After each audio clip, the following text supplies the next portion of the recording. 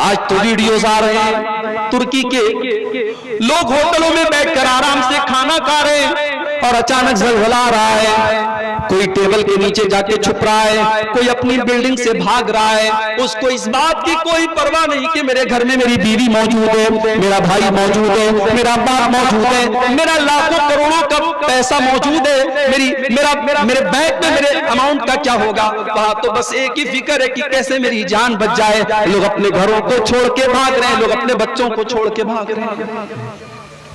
سوچو میرے بھائیو، جب ایک ہلکے سے زلزلے کا یہ عالم ہے جو ترکی اور سیریا اور لبنان کے کچھ علاقوں میں آیا ہے، جب اس ہلکے سے زلزلے کا یہ عالم ہے تو سوچو اس زلزلے کا کیا عالم ہوگا جو صرف ترکی کے اندر تو نہیں آئے گا، جو صرف سیریا کے اندر تو نہیں آئے گا۔ اذا زلزلت الارض زلزالها واخرجت الارض اثقالها وقال الانسان ما لها، جب پوری روئے زمین کے اوپر زلزلہ طاری ہو جائے گا، جب پوری زمین کو ہلا دیا جائے گا اور زمین اپنے سارے کے سارے بوجھ نکال دے گی اور انسان کہے گا کہ زمین کو کیا ہو گیا ہے؟ یومئذ تحدث اخبارها، اس دن یہ زمین کہے گی اور یہ زمین بتائے گی، یا ملوں کی سرزمین بھی بتائے گی کہ اس دھرتی پر تم نے کون کون سے کام کیے تھے، اچھے کاموں کی بھی گواہی دے گی اور برے کاموں کی بھی گواہی دے گی، زمین گواہی دے گی، زمین بولے۔ ارادہ ہے کہ کچھ باتیں اس وقت جو حالات ہم اور آپ دیکھ رہے ہیں، کئی ملکوں میں ہم نے لیٹسٹ ابھی دیکھے حالات، زلزلے کی شکل میں جو تباہی آئی ہے، جو مصیبت آئی ہے، جان و مال کا جو نقصان ہوا ہے، شاندار بلڈنگیں، پورے شہر، پورے گاؤں، پورے محلے تاش کے پتوں کی طرح بلڈنگیں ڈھہ رہی ہیں، ہزاروں لوگ لقمہ اجل بن چکے ہیں۔ ان حالات میں ہماری اور آپ کی ذمہ داری کیا بنتی ہے؟ یہ زلزلے ہمیں اور آپ کو کیا سبق دیتے ہیں اور یہ زلزلے کیوں آتے ہیں اور ان زلزلوں کے پیچھے اللہ کی کیا حکمت ہے؟ میں چاہتا ہوں کہ آج اس پر ہم تھوڑی سی گفتگو کریں۔ میرے بھائیوں، اللہ تبارک و تعالیٰ کی اس پوری کائنات میں ایک بیلنس ہے، ایک توازن ہے۔ یہ کائنات اللہ تبارک و تعالیٰ کے بنائے ہوئے نظام کے حساب سے چل رہی ہے۔ اللہ کے اس نظام میں، اس بیلنس میں، اس توازن میں ہلکی سی بھی کوئی فرق اگر ہلکا سا بھی آتا ہے تو کائنات کا نظام درہم ہو جاتا ہے۔ اب یہ زلزلہ کیا ہے؟ زلزلہ زمین کے اندر ایک ہلکی سی جنبش ہوتی ہے اور ہزاروں لاکھوں لوگوں کی تباہی کا ذریعہ بن جاتی ہے وہ جنبش۔ گویا کہ زمین کا اسٹیبل ہونا، زمین کا ثابت ہونا، زمین کا جمع ہوا ہونا، یہ بھی اللہ کی بہت بڑی نشانی ہے، بہت بڑی نعمت ہے اللہ کی، اور قرآن میں اللہ نے اس نعمت کو بار بار ہمیں یاد دلایا۔ أَلَمْ نَجْعَلِ الْأَرْضَ مِهَادًا وَالْجِبَالَ أَوْتَادًا وَخَلَقْنَاكُمْ أَزْوَاجًا وَجَعَلْنَا نَوْمَكُمْ سُبَاتًا۔ قرآن کا 30واں پارہ ہے، سورہ نبا کی آیتیں، اللہ فرماتا ہے أَلَمْ نَجْعَلِ الْأَرْضَ مِهَادًا، کیا ہم نے زمین کو بچھونا نہیں بنایا؟ کیا ہم نے زمین کو اس لائق نہیں بنایا کہ تم اس میں آرام سے رہ سکو؟ ہم نے زمین کو ایسا نہیں بنایا کہ تمہارا چلنا دوبر ہو جائے، تمہارا رہنا دوبر ہو جائے، ہم نے زمین کو تمہارے رہنے کے قابل بنایا۔ اور یہی بات اللہ نے قرآن کے 20ویں پارے میں فرمائی، أَمَّنْ جَعَلَ الْأَرْضَ قَرَارًا وَجَعَلَ خِلَالَهَا أَنْهَارًا وَجَعَلَ لَهَا رَوَاسِيَ وَجَعَلَ بَيْنَ الْبَحْرَيْنِ حَاجِزًا أَإِلَٰهٌ مَّعَ اللَّهِ، کون ہے جس نے زمین کو قرار کے لائق بنایا، رہنے کے لائق بنایا، اور کون ہے جس نے زمین کے اندر ندیوں کا سسٹم بنایا، دریاؤں کا نظام بنایا، اور کون وہ ذات ہے جس نے زمین کے اندر پہاڑوں کو بنایا اور پہاڑوں نے زمین کو تھام لیا، زمین کو اسٹیبل بنا دیا، زمین کو مضبوط بنا دیا، زمین کو جمع ہوا بنا دیا۔ اِلٰہٌ مع اللہ، کیا اللہ کے علاوہ بھی کوئی ذات ایسی ہے جو اس پورے کائنات کے سسٹم کو چلا رہی ہے؟ بل اکثرهم لا یعلمون، میرے بندو تم میں سے تو اکثر لوگ اس اللہ کے مقام کو جانتے ہی نہیں، اس کی عظمت کو جانتے ہی نہیں۔ تو زمین کا ثابت ہونا، زمین کے اندر استقرار کا ہونا، زمین کے اندر ٹھہراؤ کا ہونا، یہ اللہ کی بہت بڑی نعمت ہے۔ اور یہ زلزلہ، یہ بھوکمپ، یہ ارتھکویک، یہ اسی زمین کے استقرار کا کچھ دیر کے لیے ختم ہو جانا ہے۔ زمین کے اندر جنبش کا اور زمین کے اندر حرکت کا ہونا، دیٹ از کالڈ زلزلہ، اسی کو ہم زلزلہ کہتے ہیں۔ اور قیامت کے پہلے یہ زلزلے بہت آئیں گے، یہ اللہ کے پیارے نبی کی پیشن گوئی بھی۔ صحیح بخاری کی حدیث ہے، اللہ کے پیارے نبی فرماتے ہیں لا تقوم الساعة حتى يقبض العلم، قیامت اس وقت تک نہیں آئے گی جب تک علم دنیا سے نہیں اٹھا لیا جائے گا۔ اللہ کا شکر ادا کیجئے، ابھی آپ کے سامنے یہ علماء بیٹھے ہیں، یہ ان کمروں میں بیٹھ کر معمولی چٹائی پر بیٹھ کر اور معمولی میز کے سامنے بیٹھ کر کے یہ آپ کے مدرسوں میں پڑھنے والے یہ طلبہ جب تک حدثنا اور حدثنا کی رٹ لگائے ہوئے ہیں، اور جب تک قال اللہ اور قال رسول اللہ کی صدائیں بلند ہو رہی ہیں، تب تک دنیا میں علم زندہ ہے۔ اور آج کتنے علم کے دعوے دار ہیں جن کی انگلی سب سے پہلے ان علماء کے اوپر اٹھتی ہے، جن کو لگتا ہے کہ یہ مدرسے بیکار ہے، یہ مدرسے بند ہو جانے چاہیے، جن کے پیٹ میں ہمیشہ اس بات پر درد ہوتا ہے کہ قوم کی امانت اور قوم کا چندہ اور قوم کی زکات اور قوم کا صدقہ ان مدرسوں میں کیوں لگتا ہے۔ اللہ کی قسم، جس دن یہ مدرسے ختم ہو گئے، یہ معمولی کپڑے پہننے والے قرآن و حدیث کے یہ اسٹوڈنٹ ختم ہو گئے، اور معمولی تنخواہوں پر پوری زندگی بسر کر دینے والے یہ حدیث کے اساتذہ دنیا سے چلے گئے، اس دن قوم کے تباہی کے تابوت میں آخری کیل ہوگی میرے بھائی۔ ہمارا ایمان اگر باقی ہے، ہمارا اسلام اگر باقی ہے، ہماری قوم کی غیرت اگر باقی ہے، تو ان مدرسوں کے ذریعے باقی ہے۔ ساری دنیا جب بے حیائی کے درس دے رہی ہے، یہ مدرسے آپ کو بتاتے ہیں کہ نہیں، اسلام تو حیا کا دین ہے۔ جب بڑے بڑے کالجوں اور یونیورسٹیوں میں لڑکیاں آدھے ادھورے اور ننگے لباس پہن کر کے گھومتی ہیں، ان مدرسوں میں نقاب پوش لڑکیاں قوم کو نکل کر کے یہ پیغام دیتی ہیں کہ ہماری پہچان ہمارا پردہ ہے، ہماری پہچان بے حیائی نہیں ہے۔ علم کی قدر کرو میرے بھائیو، علماء کی قدر کرو۔ مبارک پور اور امیلوں کی سرزمین کو اللہ نے بہت نوازا ہے، لیکن آج افسوس کی بات ہے، مجھے کہنا پڑتا ہے یہ کہ وہ جذبہ ہماری قوم سے ختم ہو گیا۔ ہم علم کے اوپر اور علماء کے اوپر اب ہمیں یہ لگا کہ نہیں صاحب، ہماری دولت کا مصرف یہ نہیں ہے، ہم علماء کے اوپر کیوں خرچ کریں، مدرسوں پر کیوں خرچ کریں، ہم اس چیز پر کیوں خرچ کریں۔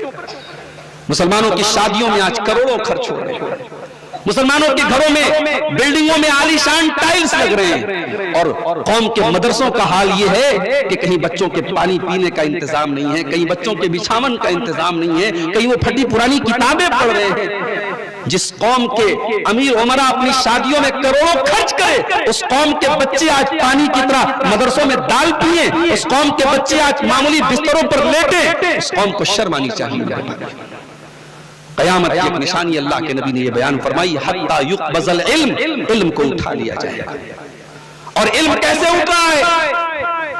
علم ایسے اٹھ رہا ہے کہ بیچارہ 10 سال تک مدرسے میں پڑھنے والا اور مدرسے میں بڑے بڑے اساتذہ سے علم حاصل کرنے والا، اس کو آج وہ عزت حاصل نہیں ہے جو پینٹ اور کوٹ اور ٹپ ٹاپ ہو کر کے اور بڑے مہنگے اسٹیج پر آ کر کے اور انگریزی میں پھر فراٹے دار جو انگریزی بول کر کے قرآن کی آیت بھی نہیں پڑھ پا رہا ہے، قرآن کی آیت کا ٹرانسلیشن کر رہا ہے، ترجمہ کر رہا ہے، اس کی عزت ہماری نظر میں جاتی ہے۔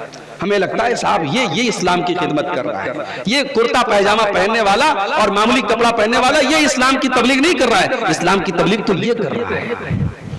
علماء سے فتوے پوچھنے بند کر دیے لوگوں نے، اب فتوے کس سے پوچھے جا رہے؟ برادر فلاں، برادر فلاں، برادر فلاں. اور برادر فلاں کا حال یہ ہے کہ صاحب ان کو قرآن کی ایک آیت پڑھنی نہیں آتی ہے. ہمارے پڑوسی ملک میں ایک انجینئر صاحب ہے، انجینئر علی مرزا صاحب. آج کل ان کا بھی بڑا فتنہ گرم بنا ہوا ہے. ہمارے بہت سارے نوجوان بڑے متاثر ہیں ان سے. کہتے صاحب وہ تو بڑی دلیل والی بات کرتا ہے، بڑی پکی بات کرتا ہے. کہے کہ پکی بات کرتا ہے بھائی؟ جس نے آپ کے دماغ میں صحابہ کے خلاف نفرت کا زہر بھر دیا، جس نے حضرت معاویہ کی نفرت کا بیج آپ کے دل میں بو دیا، جس نے حضرت عثمان غنی سے بدظن کر دیا، جس نے آپ کے دل و دماغ میں صحابہ کی نفرت بھر دی، وہ کبھی اچھا نہیں ہو سکتا. وہ دنیا کے لیے اچھا ہو جائے، میرے رب کے لیے کبھی نہیں اچھا ہو سکتا. اسلام کی نظر میں کبھی اچھا نہیں ہو سکتا. اور آج اس انسان کو قرآن کا مفسر کہا جا رہا ہے. موبائل کے اوپر ایک ایپ آتا ہے اسلام 360. اس ایپ کے اوپر انجینئر علی مرزا صاحب کو قرآن کے مترجم اور قرآن کے مفسر کے طور پر ان کو انٹروڈیوس کرایا جا رہا ہے. اور اس مفسر کا عالم یہ ہے، اس کی جہالت کا حال یہ ہے. ہمارے مدرسے کے طلبہ بیٹھے سن کر کے ہنسی آئے گی. وہ قرآن کی آیت کا ترجمہ کرتا ہے فَبِهُدَاهُ مُقْتَدِي فَبِهُدَاهُ مُقْتَدِي. اے نبی آپ اپنے سے پہلے کے نبیوں کے طریقے کی پیروی کیجئے. عربی زبان سیکھنے والا ایک معمولی سا طالب علم بھی جانتا ہے کہ یہاں فعل امر آیا ہے، یہاں اللہ کے پیارے نبی کو اقتدا کرنے کا حکم دیا گیا ہے. اور انجینئر علی مرزا صاحب اس آیت کا ترجمہ کرتے ہیں فَبِهُدَاهُ مُقْتَدِي. اے نبی نے اپنے سے پہلے کے لوگوں کے طریقے کی پیروی کی. فعل امر کے صیغے کا ترجمہ وہ انسان فعل ماضی سے کر رہا ہے. جس کو عربی کی الف بے نہیں آتی، جس کو عربی کی ابتدائی چیز نہیں آتی، وہ آج قرآن کا مترجم بنا بیٹھا ہے. یہ ہے جہالت میرے بھائی. ہر ایرا غیرہ نتو خیرہ فتوہ دے رہا ہے، یہ ہے جہالت اور یہ قیامت کی نشانی ہے. صحیح بخاری کی 100 نمبر کی حدیث، اس کو ہمیشہ اپنے سامنے رکھا کیجیے. صحیح بخاری کی 100 نمبر کی حدیث. ان اللہ لا يقبض العلم انتزاعا ينتزعه من العباد. اللہ تعالیٰ دنیا سے علم کو اچانک نہیں اٹھائے گا. ولكن يقبض العلم بقبض العلماء. بلکہ اللہ تعالیٰ دنیا سے علماء کو اٹھا لے گا. حتى اذا لم يبق عالما. اور یہاں تک کہ جب دنیا سے علماء ختم ہو جائیں گے اتخذ الناس رؤوسا جهالا. لوگ جاہلوں کو اپنا سردار بنا لیں گے. جس کے پاس علم نہیں ہے، شیروانی بڑی شاندار ہے، ٹوپی بڑی شاندار ہے، حلیہ بڑا خوبصورت ہے، لیکن اس کے اندر برتن خالی ہے، اس کے اندر علم نام کی کوئی چیز نہیں ہے. وہ ایک نمبر کا جاہل ہے. اور لوگ اس کو مفتی بنا لیں گے، لوگ اس سے فتویٰ پوچھیں گے. فَسُئِلُوا فَأَفْتَوْا بِغَيْرِ عِلْمٍ فَضَلُّوا وَأَضَلُّوا. اور جب جاہلوں سے فتویٰ پوچھا جائے گا وہ غلط سلط فتوے دے کر کے خود بھی گمراہ ہوں گے اور دوسروں کو گمراہ کریں گے. تو یہ قیامت کی بہت بڑی نشانی ہے. علم اٹھا لیا جائے گا. وَتَقْصُرَ الزَّلَازِلُ. اور قیامت کی دوسری نشانی اس حدیث میں اللہ کے نبی فرماتے ہیں کہ زلزلے بہت آئیں گے. زلزلے بہت آئیں گے. ابھی ترکی اور شام کے اندر جو زلزلہ آیا ہے، اتنا خطرناک زلزلہ ترکی اور شام کی تاریخ میں بہت زمانے کے بعد آیا ہے. ہندوستان میں ہلکے پھلکے زلزلے کے جھٹکے دلی کے آس پاس محسوس کیے جاتے ہیں، لوگ ڈر جاتے ہیں. لیکن اب دیکھیے زلزلے کثرت سے آ رہے ہیں اور ہم نہیں جانتے کہ اگلا نمبر کس ملک اور کس علاقے کا ہو جائے گا. وَتَقْصُرَ الزَّلَازِلُ. اور قیامت کے پہلے زلزلے بہت زیادہ آئیں گے. وَتَظْهَرَ وَيَتَقَارَبَ الزَّمَانُ. اور زمانہ بہت قریب ہو جائے گا، ٹائم بہت جلدی سے گزرے گا. آج کل دیکھیے مہینہ تو ایسے جا رہا ہے جیسے ہفتے جا رہے ہیں، سال تو ایسے پلٹ رہا ہے جیسے مہینہ پلٹ رہا ہے. وقت کتنی تیزی سے بھاگ رہا ہے. ایسا تو نہیں کہ پہلے 24 دن بھر میں 24 گھنٹے ہوتے تھے، اب 18 گھنٹے بچے، اب بھی 24 ہی گھنٹے. بھائی ابھی سال میں 12 مہینے، لیکن ٹائم کی برکت ختم ہو گئی. میں تو ایک طالب علم کی حیثیت سے کبھی کبھی سوچتا ہوں. ابھی میں راستے میں آ رہا تھا، ہمارے ساتھی لوگ بیٹھے تھے کار میں. موبائل کے ذریعے کتنی سہولت ہوگی. کوئی حدیث تلاش کرنی ہے, پہلے علماء کو بخاری میں کوئی حدیث تلاش کرنی ہے, اب بخاری مان لو بخاری 8 جلدوں والی بخاری ہے تو 8 جلدوں میں وہ تلاش کرتے تھے تب وہ حدیث ملتی. آج تو موبائل ہمارے پاس ہے, ہمیں حدیث سرچ کرنی, ہم نے حدیث کا ایک لفظ ڈالا, صحیح بخاری میں کہاں کہاں وہ حدیث ہمارے سامنے آ گئی. اتنی سہولت ہے. ہمیں کوئی بات اگر ٹائپ کرنا ہے موبائل پر, ٹائپ کرنے کے لیے ہمیں انگلی چلانے کی بھی ضرورت نہیں ہے. ہم نے موبائل کے اوپر بول کر کے ہم نے کہہ دیا السلام علیکم ورحمۃ اللہ, الحمدللہ رب العالمین والصلاۃ والسلام علی سید المرسلین. عربی میں, اردو میں, انگلش میں, جس زبان میں آپ چاہیں آپ وائس ٹائپنگ کر لیں, بول لیں, جو بولیں گے وہ ٹائپ ہوتا چلا جائے گا. اتنی سہولت ہوگی. مگر اس کے باوجود ہمارے وقت کی برکت ختم ہو گئی میرے بھائی. اسی مبارک پور کی سرزمین پر کسی نے بیٹھ کر کے قرات لکھی تھی, کسی نے بیٹھ کر کے تحفۃ الحوضی لکھی تھی. جس دور میں انٹرنیٹ نہیں تھا, جس دور میں سوشل میڈیا نہیں تھا, جس دور میں اتنی ترقی نہیں تھی, اس دور میں ان اللہ والوں نے, ان علماء نے, اللہ ان کی قبروں کو نور سے بھر دے, اللہ ان کے اس عمل کو ان کے لیے ذخیرہ آخرت بنائے. انہوں نے امت کے لیے کتنا بڑا سرمایہ دے دیا. آج بھی عرب دنیا میں اتھارٹی کی حیثیت حاصل ہے. مشکات کی شرح کی بات آتی ہے, اپنے تو اپنے غیر مسلک کے علماء نے, بہت بڑا نام ہے ہمارے حنفی مسلک میں علامہ حبیب الرحمن العظمی جو مئو کی سرزمین کے تھے, انہوں نے لکھا کہ مشکات اگر کبھی میں پڑھاتا ہوں تو پہلے میرات دیکھتا ہوں, میں میرات المفاتیح کو دیکھتا ہوں, علامہ عبید اللہ مبارک پوری کی شرح کو دیکھتا ہوں, اس سے بہترین میری نظر میں کوئی شرح نہیں. آج بھی سنن ترمذی کی شروحات کی جب بات آتی ہے تو تحفۃ الحوضی کو 1 نمبر پہ رکھا جاتا ہے. ان کے کام میں برکت تھی میرے بھائی, ان کے علم میں برکت تھی, ان کے ٹائم میں برکت تھی.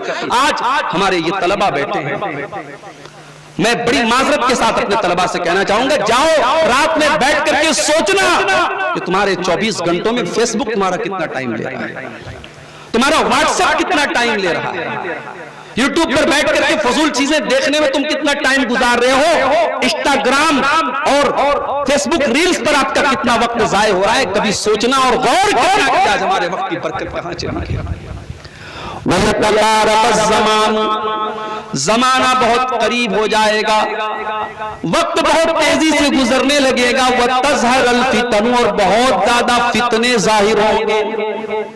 اب اس سے بڑا فتنہ کیا ہو سکتا ہے میرے بھائی کہ مسلمانوں کی لڑکیاں آج غیروں کے ساتھ فرار ہو رہی ہیں.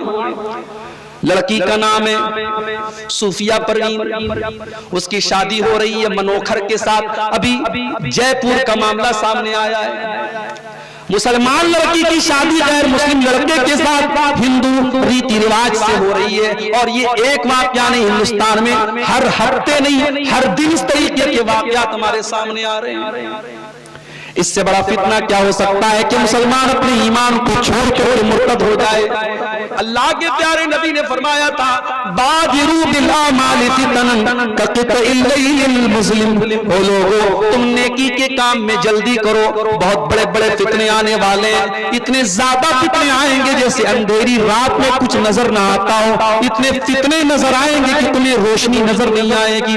یصبح الرجل مؤمنا ويمسي كافرا ويمسي مؤمنا ويصبح كافرا, صبح کو ایک انسان مسلمان ہوگا اور شام ہوتے ہوتے کافر ہو جائے گا, شام کو مسلمان ہوگا اور صبح ہوتے ہوتے وہ کافر ہو جائے گا.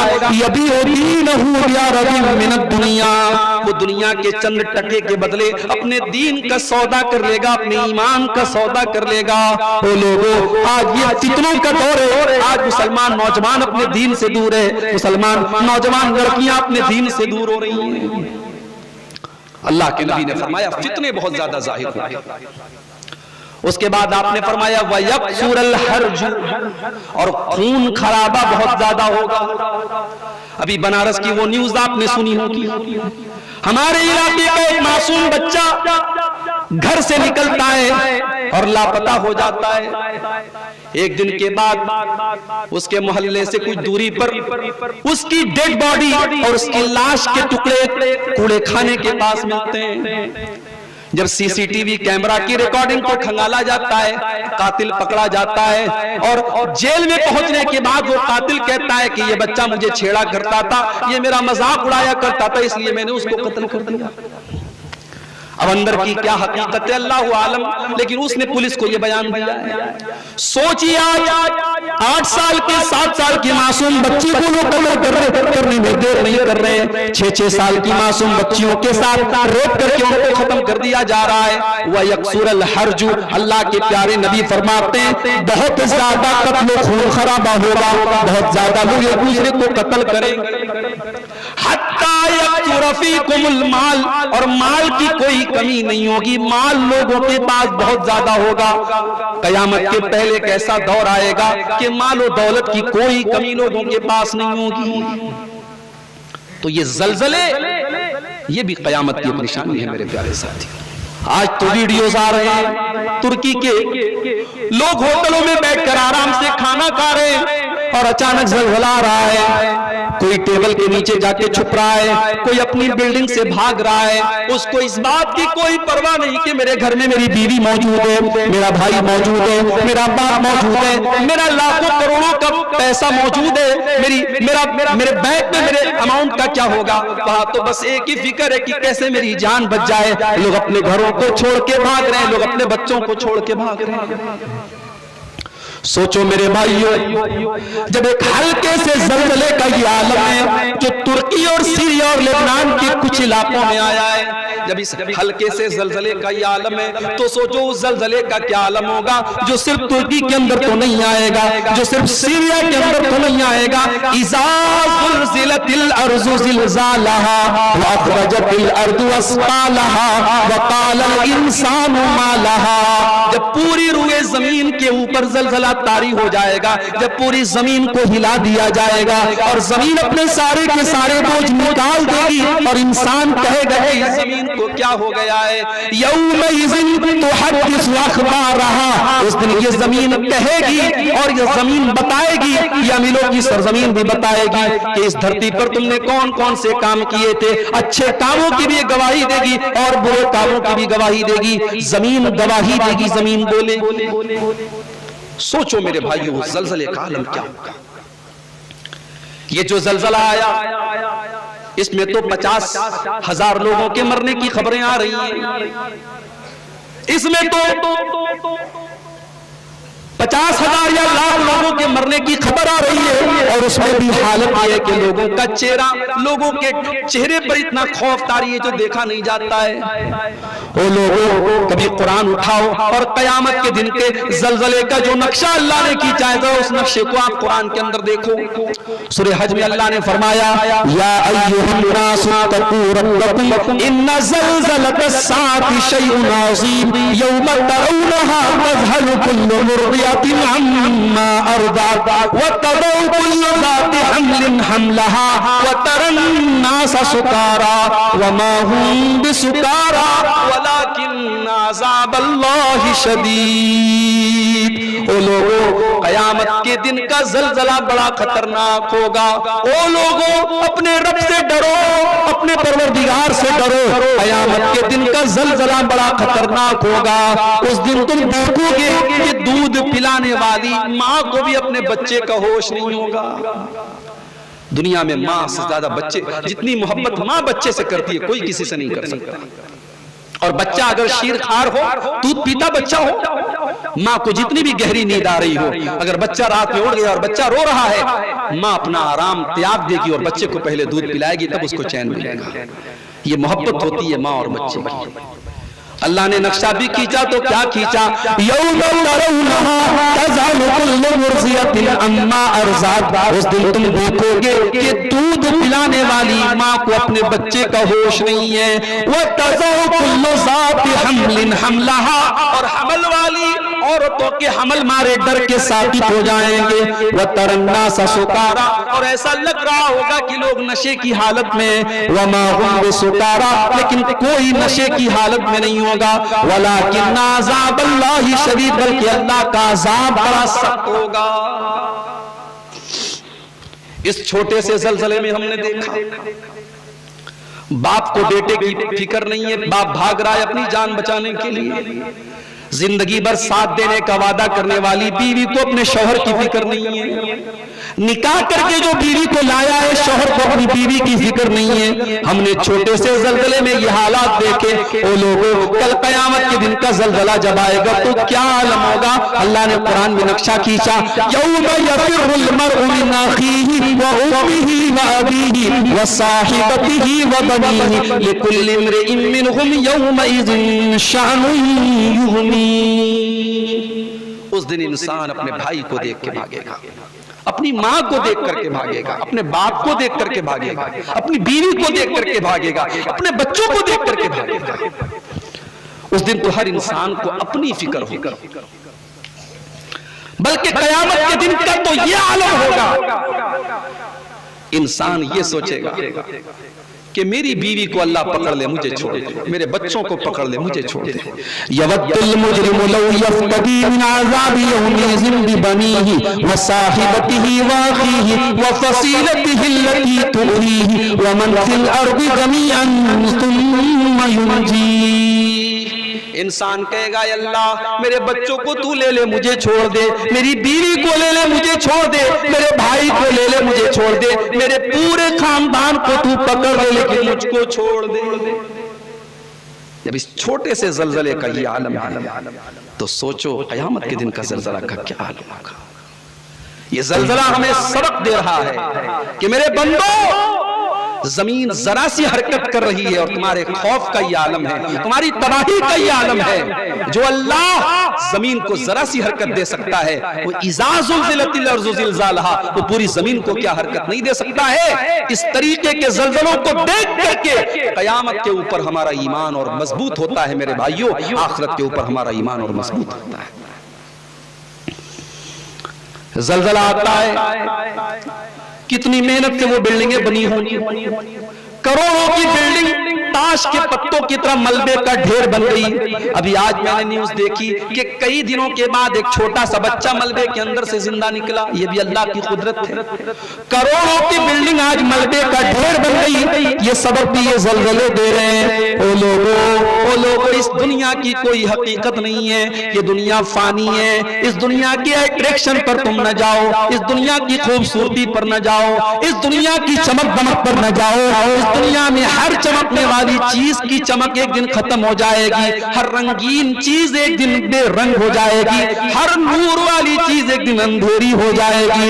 اس دنیا کی چاندنی ایک دن ختم ہو جائے گی, لاکھوں کروڑوں کی بلڈنگ ایک دن تباہ ہو جائے گی. اللہ نے فرمایا سورہ کہف کے اندر انا جعلنا ما علی الارض زینۃ لہا لنبلوہم ایہم احسن عملا. میرے بندو ہم نے زمین کے اوپر جتنی چیزوں کو بنایا ہم نے اس کو زینت کے طور پر بنایا, ہم نے اس کو خوبصورت بنایا. یہاں جوان بھی خوبصورت ہیں, یہاں بچے بھی خوبصورت ہیں, یا لڑکے بھی خوبصورت ہیں, یا عورتیں بھی خوبصورت ہیں. بڑی چارمنگ ہے, بڑا گلیمر ہے, بڑی خوبصورتی ہے. ہم نے دنیا کے اندر خوبصورتی کو بنایا, ہم نے دنیا کے اندر زینت کو بنایا. وَإِنَّا لَجَائِلُونَ مَا عَلَيْهَا صَعِيدًا جُرُزًا. لیکن ایک دن آنے والا ہے جب دنیا کی خوبصورتی ختم ہو جائے گی اور ساری کی ساری زمین چٹیل میدان کی طرح ہو جائے گی. یہ عالیشان بلڈنگیں ختم ہو جائیں گی, یہ بڑے بڑے پہاڑ ختم ہو جائیں گے, یہ ندیاں, یہ سمندر, یہ دریا, یہ پیڑ, یہ پودے, یہ سب ختم ہو جائیں گے. وَإِنَّا لَجَائِلُونَ مَا عَلَيْهَا صَعِيدًا جُرُزًا. ہم زمین کو چٹیل میدان بنانے والے ہیں. جانتے ہو دنیا کی مثال اللہ نے کیا دی ہے قرآن میں؟ سورہ کہف پڑھتے ہو جمعہ کے دن؟ نہیں پڑھتے ہو تو پڑھا کرو. 15 سے 20 منٹ لگیں گے آپ کو پڑھنے میں, لیکن ہر جمعہ کو اگر آپ سورہ کہف پڑھ لیں, اللہ کے پیارے نبی صلی اللہ علیہ وسلم کی صحیح حدیث ہے کہ جمعہ کے دن سورہ کہف پڑھنے سے اگلے جمعہ تک اللہ تعالیٰ کی طرف سے ایک روشنی آپ کو عطا کی جائے گی, ایک نور آپ کو عطا کیا جائے گا. 15-20 منٹ کی محنت سے اگر اللہ تعالیٰ کی طرف سے نور مل رہا ہے میرے بھائی تو کیا جاتا ہے ہمارا. ہمیں تو ایسے موقع تلاش کرنے چاہیے, ہمیں تو ایسے موقعوں کا فائدہ اٹھانا چاہیے. سورہ کہف میں اللہ نے دنیا کی بڑی پیاری مثال دی. وَاضْرِبْ لَهُمْ مَثَلَ الْحَيَاةِ الدُّنْيَا كَمَاءٍ أَنزَلْنَاهُ مِنَ السَّمَاءِ فَاخْتَلَطَ بِهِ نَبَاتُ الْأَرْضِ فَأَصْبَحَ هَشِيمًا تَذْرُوهُ الرِّيَاحُ وَكَانَ اللَّهُ عَلَى كُلِّ شَيْءٍ مُقْتَدِرًا. اللہ نے فرمایا میرے بندو اس دنیا کی مثال میں بیان کر رہا ہوں، غور سے سنو۔ کماء انزلنا، جیسے آسمان سے ہم پانی برساتے ہیں، فاختلط بہ نبات الارض، اور جب وہ بارش زمین کے اوپر برستی ہے تو زمین کے اندر سے پودے نکلتے ہیں، زمین کے اندر سے کھیتیاں نکلتی ہیں۔ فَأَصْبَحَ حَشِيمًا تَذْرُوهُ الرِّيَاحُ، اور شروع میں وہ پودے بڑے ہرے بھرے ہوتے ہیں، بڑے خوبصورت ہوتے ہیں، لیکن ایک دن ایسا آتا ہے کہ ان کو کاٹ دیا جاتا ہے، وہ پودے کاٹ دیے جاتے ہیں اور وہ گھاس پھوس بن جاتے ہیں اور ہوائیں ان کو اڑا کے لے کے چلی جاتی ہیں۔ پتہ یہ چلا دنیا کی ہر خوبصورت چیز کو ایک دن بدصورت ہو جانا ہے۔ آج 20 سال کا لڑکا ہے، اس کو اپنی جوانی پر بڑا ناز ہے، اس کو اپنے بازوؤں پر بڑا ناز ہے، اس کو اپنی طاقت پہ بڑا ناز ہے۔ ایک دن ایسا بھی آئے گا اگر تو زندہ رہے گا تو وہ دن بھی تو دیکھے گا کہ تو جھک کر کے چلے گا اور لاٹھی کے بل پر چلے گا اور تجھے کسی کے سہارے کی ضرورت پڑے گی۔ ایک جوان لڑکی ہے، بڑے میک اپ کے ساتھ بڑی سج سنور کر کے وہ گھر سے نکل رہی ہے، اس کو اپنی خوبصورتی پر بڑا ناز ہے، اس کو اپنے حسن پر بڑا ناز ہے۔ اگر وہ زندہ رہے گی تو وہ دن بھی اپنی زندگی میں دیکھے گی جب وہ 70-80 سال کی بڑھیا ہو جائے گی، اس کے چہرے پر جھریاں آ جائیں گی، اس کے سارے کالے بال سفید ہو جائیں گے، اس کی آنکھوں کی ساری خوبصورتی ختم ہو جائے گی اور کوئی اس کو دیکھنا بھی پسند نہ کرے گا، اور آئینے کے سامنے کھڑی ہو کر کے وہ اپنے آپ کو کبھی غور سے نہیں دیکھ پائے گی۔ یہاں ہر چمکتی چیز کو ایک دن ختم ہو جانا ہے۔ کل من علیہا فان ویبقى وجہ ربک ذو الجلال والاکرام۔ زلزلے ہمیں اور آپ کو یہ سبق بھی دیتے ہیں کہ دنیا فانی ہے اور دنیا کو ایک دن ختم ہو جانا ہے۔ اچھا یہ زلزلے آتے کیوں ہیں؟ اب نیوز چینل والوں سے جا کے پوچھو، اب وہ بتائیں گے کہ سائنس یہ کہتی ہے، سائنس یہ کہتی ہے، اور یہ زمین کے اندر یہ مسئلہ ہوتا ہے اور ایسے ویسے، وہ ساری جو وجہ بتائیں گے وہ ظاہری وجہ بتائیں گے، اور ہم اور آپ بھی اسی کو سمجھتے ہیں بھائی زلزلے اس لیے آتے ہیں۔ زلزلے کی ایک ظاہری وجہ ہوتی ہے اور ایک ہوتی ہے باطنی وجہ۔ ایک تو ظاہری اسباب ہوتے ہیں کہ زمین کے اندر سائنس کے اعتبار سے ایسا معاملہ ہوا اس لیے زلزلہ آ گیا، لیکن کچھ ایسے اسباب بھی زلزلے کے ہوتے ہیں جو ہمیں اور آپ کو نظر نہیں آتے۔ اب جو دنیا دار لوگ ہوتے ہیں ان کو صرف ظاہری اسباب نظر آتے ہیں، اسی لیے اللہ نے قرآن میں فرمایا یعلمون ظاہرا من الحیات الدنیا وہم عن الآخرۃ ہم غافلون۔ کچھ لوگ ایسے بھی ہوتے ہیں جن کو دنیا کی بڑی نالج ہے، دنیا کی بڑی جانکاری ہے، لیکن آخرت کے معاملے میں وہ بالکل زیرو ہے، آخرت کی کوئی نالج نہیں، دنیا کے بارے میں بہت نالج ہے۔ اسی مبارک پور اور امیلوں میں ایسے لوگ آپ کو مل جائیں گے کہ جو ساڑی کا دھاگا، ساڑی کو انگلی سے ٹچ کر کے بتا دیں گے کہ اس میں کون سا دھاگا لگا۔ ہمارے بنارس میں ہمارے 2 ساتھی آئے ہیں، ساڑی کا کاروبار یہ بھی کرتے ہیں، اتنے ماہر لوگ ہوتے ہیں جو کاروبار کے اندر داخل ہوتے ہیں، وہ کپڑے کو چھو کر کے بتا دیں گے کہ یہ پیور ہے یا نقلی ہے، اتنی پہچان ہوتی ہے۔ دنیا کی اتنی جانکاری ہے مگر آخرت کے معاملے میں زیرو ہے بہت سارے لوگ۔ ان کو 2 رکعت نماز پڑھنے کی تمیز بھی نہیں، ان کو اللہ کے بارے میں کچھ بھی نہیں پتا، ان کو آخرت کے بارے میں کچھ بھی نہیں پتا۔ اسی لیے امام حسن بصری کہتے ہیں کہ کچھ لوگ اتنے ماہر ہوتے ہیں کہ اپنی ناخن کے اوپر وہ چاندی کا سکہ رکھ کر کے اس کا وزن ان کو بتا دیں گے، اپنے انگوٹھے کے ناخن پر، اپنے انگوٹھے اور انگلی کے ناخن پر رکھ کر کے وہ سکے کا وزن بتا دیں گے۔ وما یحسن یصلی رکعتین، لیکن 2 رکعت نماز ان کو پڑھنا نہیں آتا۔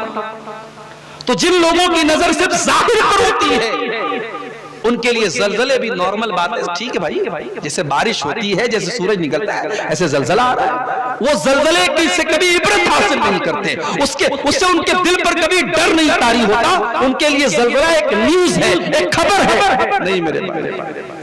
نہیں میرے بھائی، زلزلے کو ایک نیوز کی طرح مت سمجھو۔ جب سے زلزلہ آئے اور مرنے والوں کی جب چیخ و پکار کو سنو تو سوچو کہ ان کی جگہ تم بھی ہو سکتے تھے۔ ترکی اور سیریا اور لبنان کا وہ زلزلہ آپ کے ملک اور آپ کے گاؤں اور آپ کی بستی پر بھی آ سکتا ہے۔ अम्मा आयशा फरमाती हैं, सही बुखारी की रिवायत है, अल्लाह के प्यारे नबी जब तेज हवा चलती हुई देखते थे तो आपके चेहरे का रंग बदल जाता था।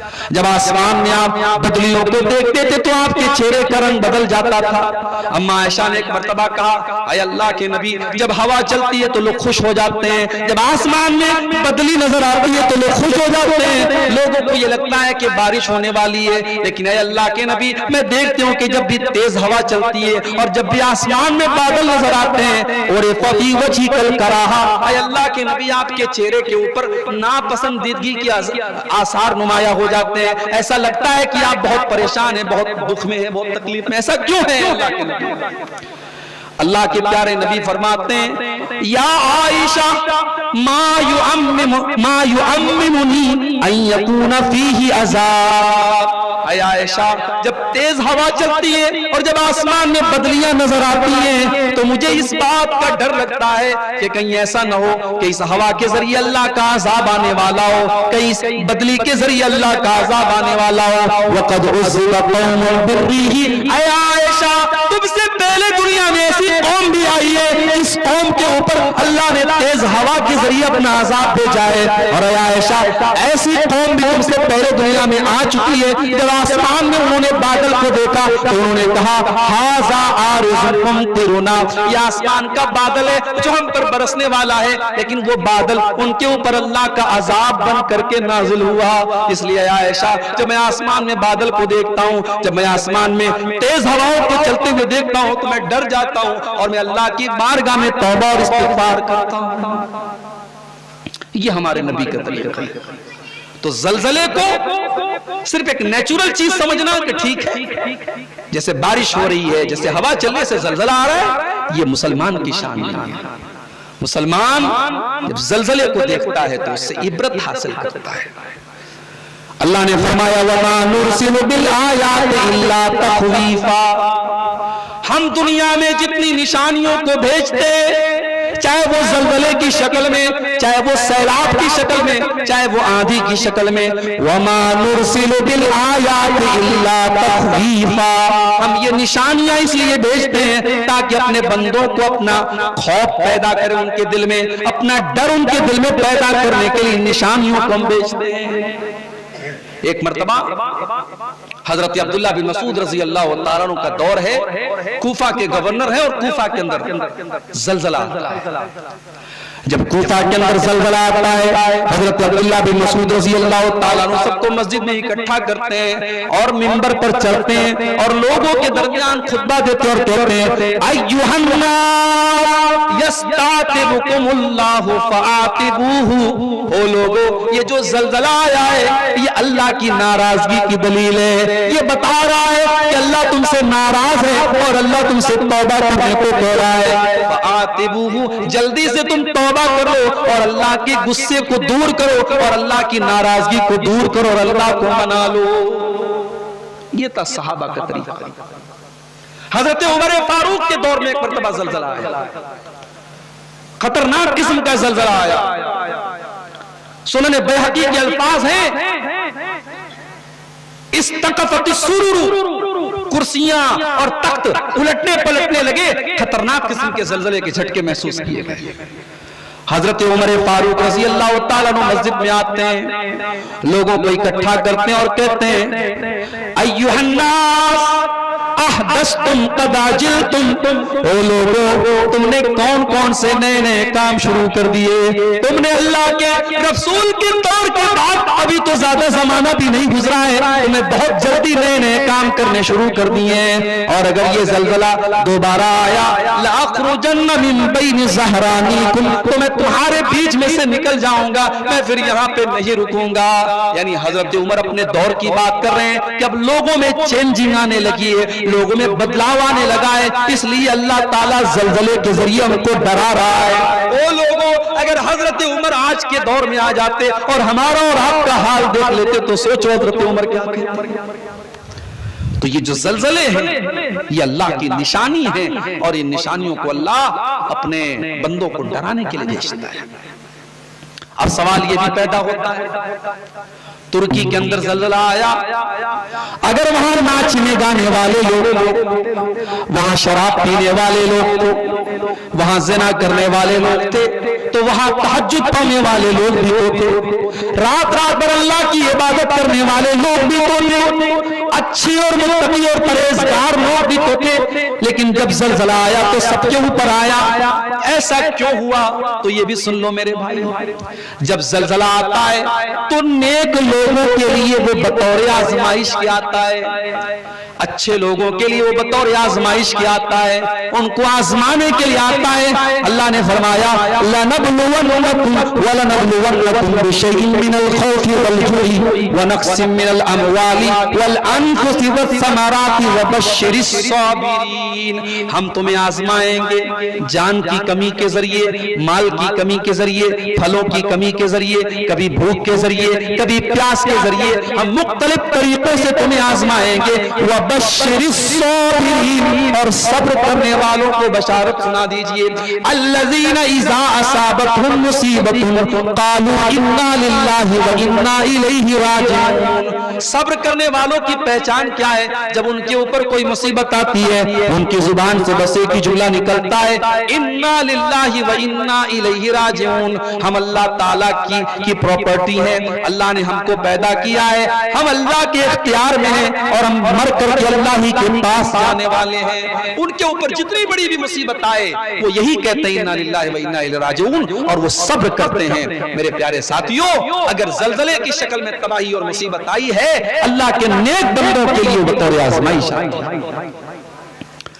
اور مومن کے اوپر جب بھی کوئی مصیبت آتی ہے تو وہ مصیبت جب وہ صبر کرتا ہے وہ مصیبت بھی اس کے حق میں بہتر بن جاتی ہے.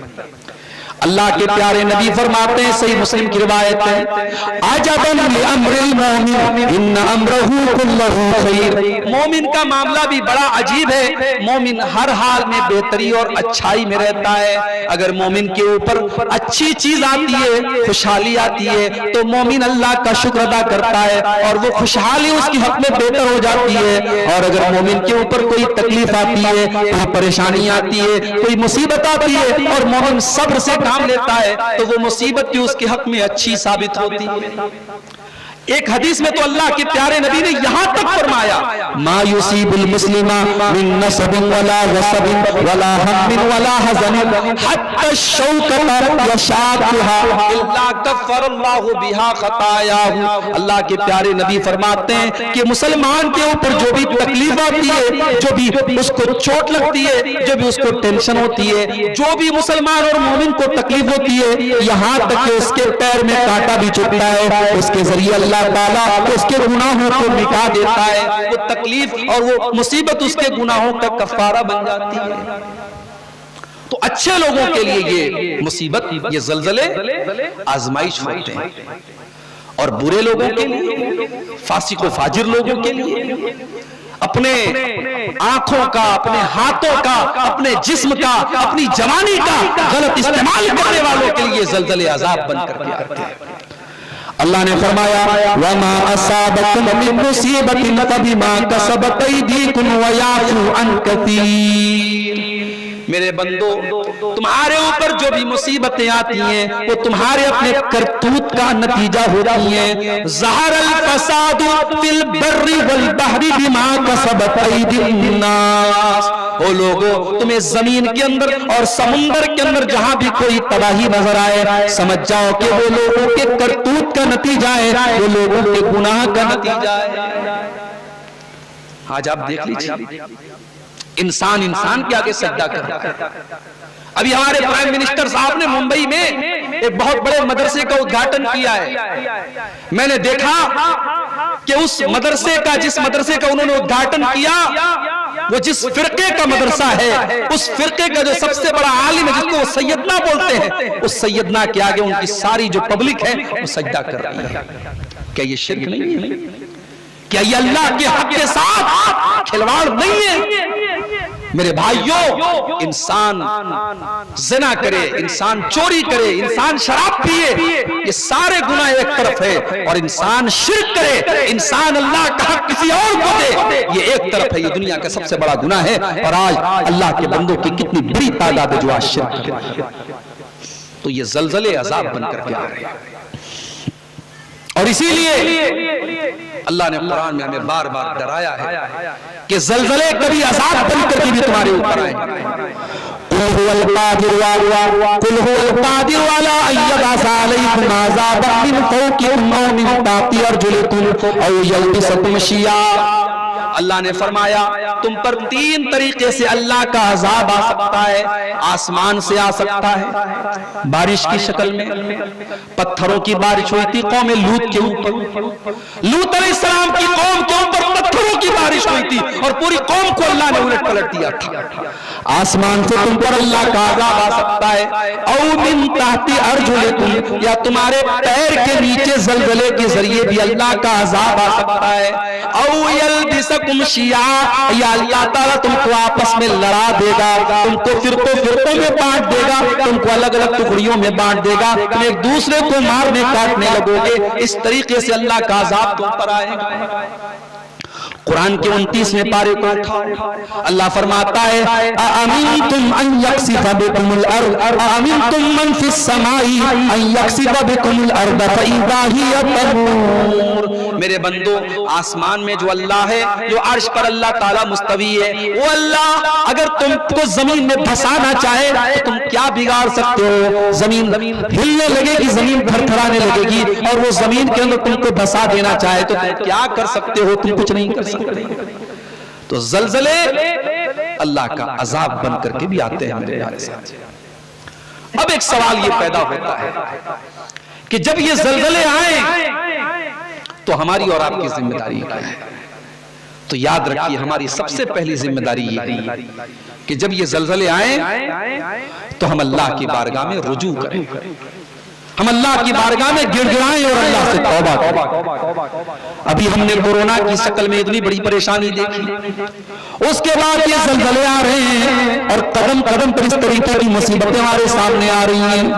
یہ مصیبتیں اللہ تعالیٰ بھیج کر کے ہمیں اور آپ کو وارننگ دے رہا ہے، ہمیں اور آپ کو سنبھلنے کا موقع دے رہا ہے کہ اے ہندوستان والوں، سیریا اور ترکی کے اوپر تو اتنی بڑی مصیبت آئی، یہ مصیبت تو تمہارے اوپر بھی آ سکتی تھی، تم کو ہم نے ابھی تک بچا لیا ہے، اب بھی تمہارے پاس موقع ہے، تم اپنے گناہوں سے باز آ جاؤ اور اللہ کی بارگاہ میں رجوع کر لو۔ اللہ نے فرمایا فَلَوْلَا إِذْ جَاءَهُمْ بَأْسُنَا تَضَرَّعُوا وَلَكِنْ قَسَتْ قُلُوبُهُمْ وَزَيَّنَ لَهُمُ الشَّيْطَانُ مَا كَانُوا يَعْمَلُونَ۔ جب ہمارا عذاب تمہارے اوپر آیا تو ہونا تو یہ چاہیے تھا کہ تم اللہ کی بارگاہ میں گر گڑاتے، تم تضرع کرتے، تم اللہ کی بارگاہ میں رجوع کرتے، لیکن تمہارے دل بہت سخت ہو چکے ہیں اور شیطان تمہارے گناہوں کو مزین کر چکا ہے۔ اب تو بہت سارے گناہ ایسے ہیں ان کو کوئی گناہ سمجھتا ہی نہیں۔ پہلے پورے گاؤں میں اگر کسی لڑکے کے بارے میں پتہ چل جاتا، کسی لڑکی کے بارے میں پتہ چل جاتا کہ ان دونوں کے درمیان ناجائز تعلق ہے تو پوری قوم تھوکتی تھی کہ بڑے کیریکٹر لیس لوگ ہیں، بڑے بدکردار لوگ ہیں، ان کے درمیان ناجائز تعلق ہے۔ آج تو سوشل میڈیا کا دور ہے، آج تو فیس بک اور انسٹاگرام کا دور ہے، آج تو ہر گھر اور ہر گلی اور ہر محلے کے اندر اس طریقے کے واقعات ہم کو نظر آ رہے ہیں۔ آج سوشل میڈیا نے نوجوان لڑکیوں کو کہاں تک پہنچا دیا ہے میرے بھائیو، آپ تصور نہیں کر سکتے ہیں۔ 9 سال کی 10 سال کی لڑکیاں آج وہ سوشل میڈیا پر لڑکوں کے ساتھ چیٹنگ کر رہی ہیں، رات بھر باتیں کر رہی ہیں، ملاقاتیں تک ہو رہی ہیں۔ آج وہ بچے جو بھی ڈھنگ سے بالغ نہیں ہوئے ہیں، وہ اپنی عمر کے پہلے ان کو بالغ بنایا جا چکا ہے، وہ ذہنی طور پر وہ بالغ ہو چکے ہیں۔ آج زناکاری اور بدکاری کے اڈے ہر گلی اور نگر نظر آ رہے ہیں۔ اب ان حالات میں اگر یہ زلزلے آ رہے ہیں اور یہ کورونا آ رہا ہے اور یہ بیماریاں آ رہی ہیں اور یہ مصیبتیں آ رہی ہیں تو یہ کوئی حیرت کی بات نہیں ہے. ان کی پیشن گوئی تو اللہ کے پیارے نبی پہلے ہی فرما چکے ہیں. ابن ماجہ کی روایت ہے, اللہ کے نبی فرماتے ہیں لم تظہر الفاحشۃ فی قوم قط حتی یعلنوا بها الا فشا فیہم الطاعون والاوجاع التي لم تکن فی اسلافہم. جب بھی کسی قوم میں بے حیائی پھیلے گی, زناکاری پھیلے گی, بدکاری پھیلے گی, اس قوم کے اوپر طاعون کی بیماری اور ایسی ایسی بیماریاں جن کا نام ان کے باپ دادا نے نہیں سنا تھا, وہ بیماریاں ان کے اوپر مسلط ہو جائیں گی. ہم تو بڑے اطمینان سے بیٹھے ہیں صاحب, ہمارے یہاں کی لڑکی تو نقاب میں نکلتی ہے, ہمارا مبارک پور تو نقاب میں بہت آگے ہے, ہمارا بنارس تو نقاب میں بہت آگے ہے. اس نقاب کے پیچھے مجھے کہنے دیجئے میری مائیں بہنیں بیٹھی ہو, برا نہ مانے, آج اس نقاب کو اور اس پردے کو اپنی سیاہ کاریوں پر پردہ ڈالنے کا ایک ذریعہ بنا دیا گیا. ویڈیوز آتے ہیں نقاب والی مسلمان لڑکی غیر مسلم کے ساتھ بائک پر ٹہل رہی ہے, گلی میں اس سے باتیں کر رہی ہے, ہوٹلوں میں اس سے بغلگیر ہو رہی ہے. اس طریقے کی تصویریں اور ویڈیو مئو کی, مبارک پور کی, بنارس کی اور ہندوستان کے مختلف شہروں کی ہمارے سامنے آ رہی ہیں. میری بہنوں, یہ نقاب یہ آپ کو پہچان چھپانے کے لیے نہیں دیا گیا تھا, یہ نقاب آپ کو پہچان بتانے کے لیے دیا گیا تھا. یہ نقاب اور یہ پردہ یہ اس لیے نہیں ہے کہ مسلمان لڑکی جب نقاب میں نکلے تو سماج کو یہ نہ پتا چلے کہ یہ کس گھر کی لڑکی ہے, بلکہ سماج کو یہ پتا چلے کہ یہ عزتدار گھر کی لڑکی ہے, یہ بدچلن نہیں ہو سکتی, یہ کوئی غلط کام نہیں کر سکتی, یہ کسی لڑکے کے ساتھ فرار نہیں ہو سکتی, یہ کسی بے حیائی کے اڈے پر نہیں جا سکتی. یہ پردہ مسلمان عورت کی پہچان ہے.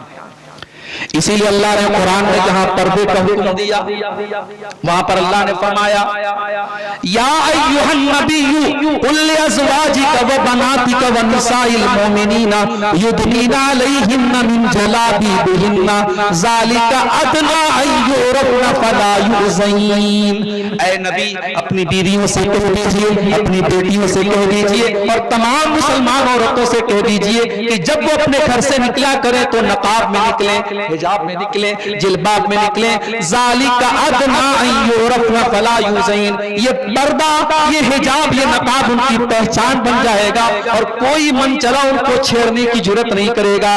دنیا سمجھ جائے گی کہ یہ عزت دار گھر کی لڑکی ہے اور کوئی ان کو چھیڑنے کی ہمت نہیں کر سکے گا. آج ہمارے نوجوانوں کو آپ دیکھیے, ٹھیک ہے تقریر سننے کے لیے آ گئے, بڑی اچھی بات ہے, اللہ اور ان کے جذبے کو میں اور برکت دے, مگر آپ دیکھیے برائی کا کوئی ایسا اڈا نہیں ہے جہاں ہمارا نوجوان نظر نہ رہا. ایک مسلمان کے بارے میں تو یہاں تک میں نے سنا کہ کوئی فلم آئی تھی شاہ رخ خان کی, اس نے پورے تھیٹر کو بک کر دیا کہ جاؤ اس فلم کو دیکھو. اس نے دنیا کو یہ دکھانے کی کوشش کی کہ اس فلم کو دیکھنا یہ بہت بڑی اسلام کی خدمت ہے اور بہت بڑی مسلمان کی قوم کی خدمت ہے.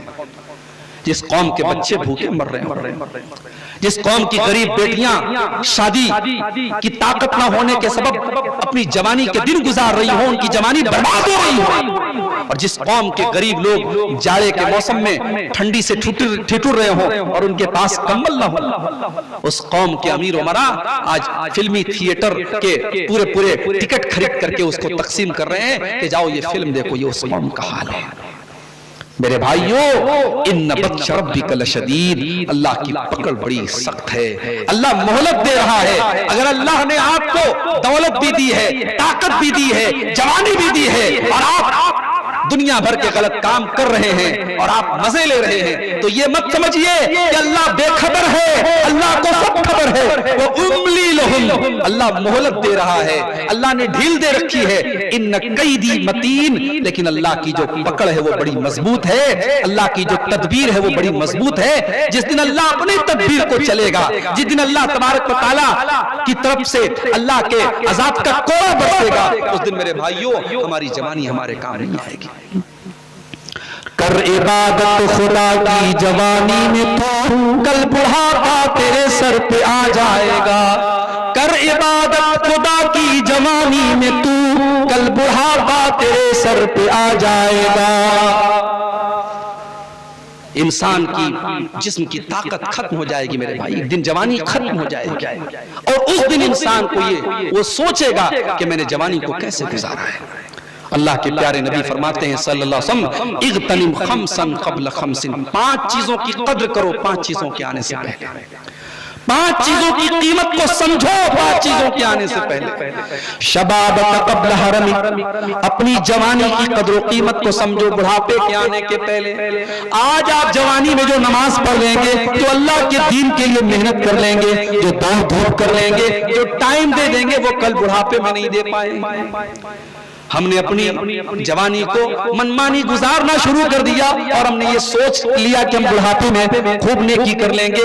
کیا گارنٹی اس بات کی ہے کہ کل بڑھاپا آپ دیکھ لیں گے؟ کیا ترکی کے اندر جو زلزلہ آیا، کیا اس زلزلے میں مرنے والے سب 70 سال کے بوڑھے ہیں؟ نہیں میرے بھائیوں، اس میں 5-5 مہینے کے معصوم بچے بھی ہیں، اس میں 20-20 سال کے جوان لڑکے بھی ہیں، اس میں 18-18 سال کی لڑکیاں بھی ہیں۔ اپنی جوانی کو غنیمت سمجھو اس سے پہلے کہ بڑھاپا آ جائے۔ وصحتک قبل سقمک، اپنی تندرستی کو غنیمت سمجھو اس کے پہلے کہ تم بیمار ہو جاؤ۔ کب کون سی بیماری آ جائے پتہ نہیں۔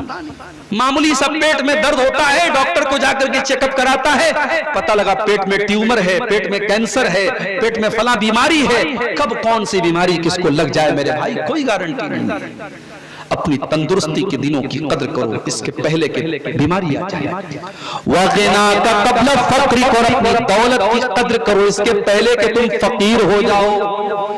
ہم نے ایسے بھی کوٹھی والوں کو دیکھا ہے، ہم نے ایسے بھی کروڑ پتیوں کو دیکھا ہے، کل جن کو اپنی بیویوں پر ناز تھا، اپنی دولت پر ناز تھا، آج وہ لوگوں سے قرضے مانگ مانگ کر کے اپنی زندگی گزار رہے ہیں، لوگوں سے بھیک مانگ کر کے ان کے گھر میں چولہا جل رہا ہے۔ ہم نے عروج بھی دیکھا، ہم نے سوال بھی دیکھا، وہ لوگوں اپنی طاقت کے دور کو، اپنی دولت کے دور کے اوپر تم ناز نہ کرو، بلکہ اس کو غنیمت سمجھو اس کے پہلے کہ تم کمزور ہو جاؤ، تم غریب ہو جاؤ۔